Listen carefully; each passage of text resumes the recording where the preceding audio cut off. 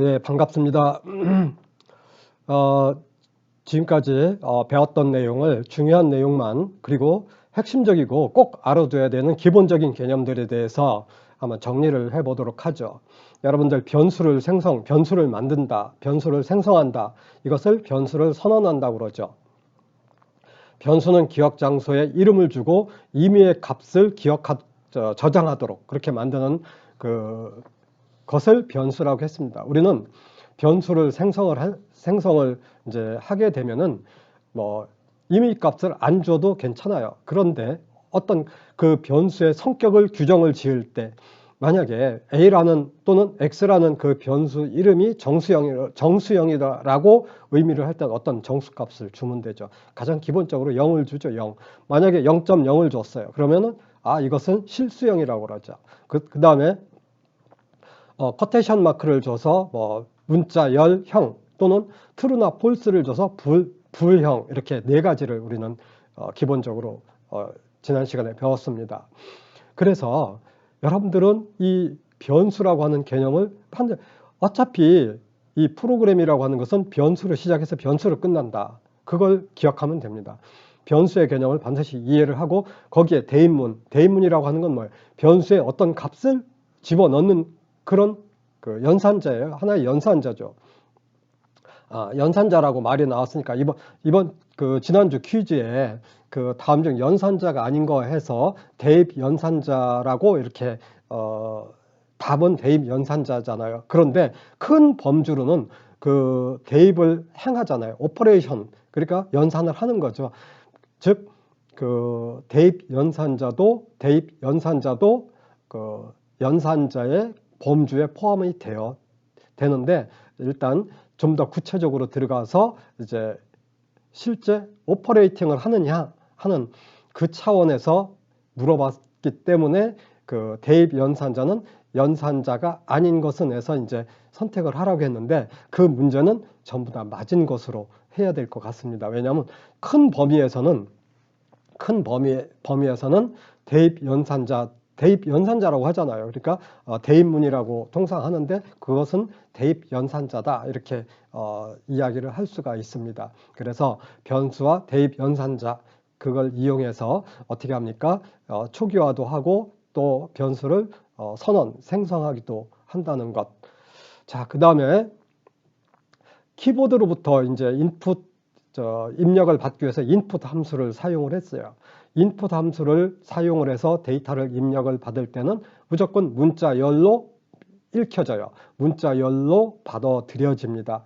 내가 100, 1000, 만이라고 하는 정수를 입력해도 이것은 문자열이에요. 그렇기 때문에 인풋 함수 앞에 그 문자열을 형을 변환을 해야 돼요. 어떤 형으로? 정수형으로. 그렇다면 인티저의 약자 int 함수를 사용하는 거죠.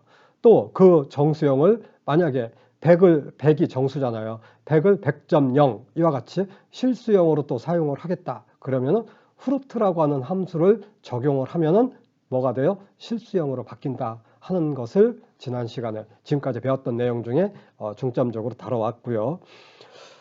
그 다음에 화면 출력을 위해서 프린트 함수를 사용을 했죠.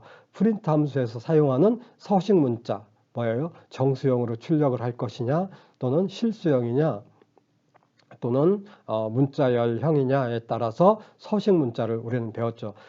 또 이진수나 8진수, 16진수 이것도 다 정수형에 포함이 돼요.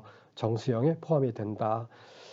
그리고 또 배운 것이 이스케이프 문자 6가지 중에 3가지만 많이 쓰이기 때문에 3가지만 배웠는데 그러면 나머지는 똑같이 적용을 하면 됩니다. 그렇게 어렵지를 않습니다. 그리고 진수에 대해서 배웠어요. 이진수, 8진수, 16진수, 10진수. 이진수는 1바이트로 표현을 해요. 8진수는 3바이트로 표현을 하죠. 3바이트. 그래서 0부터 7까지를 표현을 한다고 했습니다. 그리고 16진수는 0부터 15까지 10부터는 대문자 A, B, C, D, E, F까지 표현을 해서 F가 15가 되겠죠. 그래서 4비트로 표현을 하고 진수 변환, 진법 그 관계에 대해서 변환하는 방법도 지난 시간에 배웠는데 진법 변환을 할 때는 그 가중치 2의 0승, 2의 1승 비트별로 2의 0승, 2의 1승, 2의 2승, 3승, 4승 그러니까 1, 2, 4, 8 이렇게 가중치가 부여가 된다는 것 그것만 이해하면은 뭐 쉽게 접근을 할 수 있겠습니다. 그리고 연산자에 대해서 배웠죠. 산술연산자. 산술연산자에서는 물론 대인문 포함해서 가감승제가 있었고 그 다음에 목만 구하는 것 그리고 나머지 연산, 제곱근 이렇게 그건 그 중에서 나머지 연산과 목만 구하는 그 연산자 꼭 알아두라고 했고요. 나머지는 우리가 쉽게 접근할 수 있는 거니까. 그 다음에 관계연산자를 배웠는데 관계연산자는 말 그대로 어떤 조건식, 조건이에요, 조건. 뭐 100이 200보다 작다. 그러면 참이냐 거짓이냐, 트루 폴스의 그 아웃풋을 나타내 주죠. 그러니까 아웃풋은 트루냐 폴스냐, 즉 관계 연산자를 적용을 했을 때 아웃풋은 트루 폴스 이렇게 구분을 반드시 하라고 했어요. 그리고 그 관계 연산자에서 이 등호 있죠. 등호는 그 이코르가 2개 있는 거 있죠. 그게 이제 그 동일하다. 좌변과 우변이 동일하다. 이것을 의미한다고 했습니다. 즉 우리가 산수나 수학에서의 그 등호와 혼동해서는 안 될 것입니다. 그 다음에 논리연산자가 있었죠. and, or, not. 이 논리연산자는 뭐예요? 관계연산자에서 관계식과 관계식을 이제 2개를 비교를 해야 되는데 and는 뭐예요? 참, 즉 한쪽의 그 관계연산자 그리고 또 한쪽의 관계연산자가 참일 때만 참이에요. 나머지는 전부 거짓이라고 했어요. 그죠? 그 다음에 오어연산자가 있었죠. 논리연산자 중에서 오어연산자는 관계식이 한쪽이 거짓, 또 한쪽이 거짓. 그래서 관계식, 오어, 관계식 이렇게 됐을 때 거짓만 거짓이에요. 나머지는 전부 참이에요. 그럼 나머지 전부 참이 뭐냐? 한쪽이 참, 한쪽이 거짓. 그래도 오어 연산자를 사용했을 때 결과는 참이다 이 소리죠. 그 다음에 또 뭐를 했습니까? not 연산자. not은 뭐 이제 반대니까 이게 참이면 참의 반대는 거짓, 거짓의 반대는 참 이렇게 표현을 했죠. 그래서 관계 연산자와 논리 연산자는 아웃풋이 뭐예요? 출력되는 것이 트루냐 폴스냐 참 거짓 그렇게 나타낸다고 했습니다. 그리고 이제 비트 연산자를 배웠죠. 비트 연산자에서는 무조건 어떤 그 10진수든 뭐 또는 8진수든 16진수든 무조건 이진수로 변환을 한 다음에 연산을 해야 된다고 그랬습니다. 그랬죠. 그래서 논리곱, 뭐 논리합, 또 베타 연산, 그러니까 그 베타 합이라고 하죠. 베타 합, 비트 부정 또는 뭐 좌측 이동, 우측 이동 뭐 이렇게 한 6가지 이렇게 배웠는데 논리곱은 앞에서 논리연산자 and와 유사하죠. 즉 이진수로 바꿨을 때 1과 1일 때 1과 1 논리곱 1 그랬을 때는 이것만 참이에요. 1이에요. 나머지는 전부 제로죠. 0이죠. 0. 그리고 논리합은 그 반대로 0과 0을 논리합 했을 때만 0이고 나머지 전부 1이라고 했고요. 그 다음에 베타합 익스클루시브 오어는 위의 값과 아래 값, 위의 비트와 아래 비트가 같을 때 0이든 1이든 하여튼 위와 아래가 같을 때는 아웃풋은 0이라고 했습니다. 0. 틀리면은 1이죠. 1. 그리고 비트 부정은 이제 그 반대값이죠. 1이면 0, 0이면 1. 그리고 비트 이동, 좌측이냐, 좌측 이동, 우측 이동은 이제 지난번에 했고요. 그리고 컴퓨터는 마이너스 계산을 못하기 때문에 이제 보수로 표현해서 1의 보수와 2의 보수에 대해서 우리가 연산하는 방법을 한번 배워봤죠. 자, 1의 보수는 비트 값을 어떻게 합니까? 4비트 같으면은 4비트에 그 나와 있는 그 값을 전부 인버터 바꿔주죠. 0은 1로, 1은 0으로. 그러면 대부분 제일 앞에 첫 번째 비트가 1로 바뀌죠. 1로 바뀐 순간 그건 마이너스 값으로 변환이 되는 것이고요. 2의 보수는 뭐라겠습니까? 2의 보수는 1의 보수, 1의 보수에다가 플러스 1을 해줬어요. 이와 같이 음수를 표현을 해서 연산을 하는 방법을 지난 시간에 한번 해봤습니다.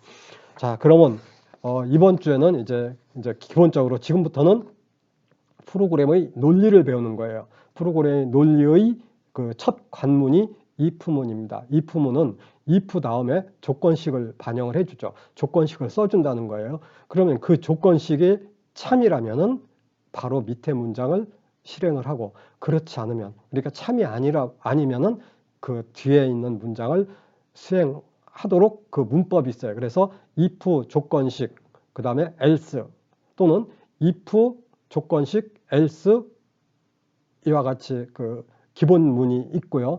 또 중첩 if문이 있어요. 중첩 if문은 여러 개 if else, if else, if else 이와 같이 그 중첩으로 된 그렇게 여러 가지 이제 조건들을 비교를 할 때 여러분들은 만약에 학점을 이제 부여를 하잖아요. 그러면 90점 이상은 A, 80점 이상은 B 이렇게 여러 개 F까지 이렇게 나오게 되는데 그 비교를 여러 번 비교를 해야 되잖아요. 그렇다면 if 뭐 내 점수가 90점 이상이면은 A, 그 다음에 else 80점 이상이면 B 막 이렇게 여러 번 하는데 그때는 무엇을 쓰냐면 else, if, else, if, else문을 쓰는데 if, else, if, else를 쓸 때는 이제 그 탭 조절을 잘해야 돼요. 그 프로그램을 할 때 탭 조절이 어려워요. 조금. 그렇기 때문에 그걸 보완하기 위해서 if 어떤 조건식 문장 elif라고 또 써요. elif. 그러면은 나중에 else라고 하는데 하여튼 그것은 이제 문법 시간에 우리 하기로 합시다. 그러면 이 시간에서는 이야기하는 것은 뭐냐면 다음 주부터 그러니까 이번 주부터 우리가 프로그램의 논리를 이제 본격적으로 수업을 하게 되는 거죠. 그 중에 첫 번째 관문이 if문이에요. if문은 if 다음에 어떤 조건식 참이냐 거짓이냐를 판별을 하죠. 판별을 해서 그 다음 문장을 수행하는 문법에 대해서 배우면서 많이 쓰이는 중첩 if문에 대해서 공부하겠다 그 소리입니다. 그러니까 이번 주에 뭐 그렇게 어렵지는 않아요. 직접 나와 함께 실습을 해가면서 내가 그 오캠을 이용해서 실습을 하면은 여러분들은 같이 따라서 이해를 하면서 해보면 아주 쉽습니다. 그리고 항상 이야기했듯이 프로그램을 잘하기 위해서는 계속적으로 반복적으로 실습을 하고 생각을 하고 자자자라고 했잖아요. 기본적인 문법, 지금 이야기한 이런 것도 다 기본적인 문법이에요. 문법을 반드시 외워야 돼요. 외우고 이해를 해야 되고 그것을 어떻게 활용할 것인가 생각을 계속 여러분들은 노력을 해야 된다는 것이죠. 자, 이번 주에 한번 열심히 여러분들과 함께 한번 해봅시다. 화이팅!